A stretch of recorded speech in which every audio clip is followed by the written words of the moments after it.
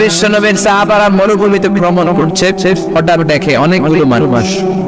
এক সাহাবী ভিতরে ঢুকে দেখে এক লোক শোয়া, আর সবাই কি যেন মন্ত্র পড়ে ফেলে দেয়, সুমন্তর সু কালিকতার গো গো, এরকম মন্ত্র পড়ে না ছোট বাচ্চারা। তো সাহাবী বলে কি হয়েছে?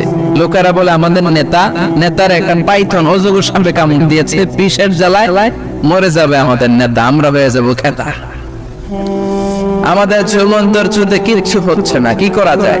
বিশ্বনবীর সাহাবী বলে আমার কাছে এমন জিনিস আছে, ওই জিনিস পরে ফিউ দিলে ভালো করে দেয় কে? বেদুইনরা বলে ভালো করে দাও।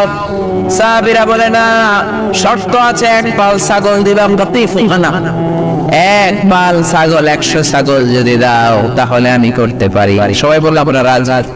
এবার বিশ্বনবীর সাহাবী একবার সূরা ফাতিহা পড়ে ফু দেওয়ার সাথে সাথে বেহুশ লোকটা বন্ধ চোখ থেকে চোখ খুলে ফেলেছে। দ্বিতীয়বার ফু দেওয়ার পরে শোয়া থেকে বসেছে, 3বার ফু দেওয়ার পরে হাঁটা শুরু করেছে। আল্লাহু আকবার। বিশ্বনবীর সাহাবী কয় এই যে সুস্থ, এবার ছাগল দাও। এক পাল ছাগল নিয়ে প্রতিমধ্যে সাহাবীদের পেটের মধ্যে ক্ষুধা, কয়েকটা ছাগল জবাই করে খেয়েছে। খাওয়ার পর এক সাহাবের চিন্তা, হায় রে, কোরআন দিয়ে ছাগল লইলাম, এবার গোশত খাইলাম, জায়েজ হয়েছে কিনা? মাসালাটা বিশ্বনবীর জিজ্ঞেস করার দরকার আছে না নাই?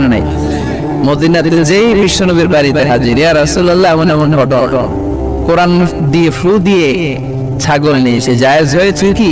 বিশ্বনবী বললেন জায়েজ হয়েছে মানে কোরআনের দাম বাড়ায় আসছো না, ছাগলের গোশত কিছু থাকলে আমার ঘরে দিও। আল্লাহ আকবার।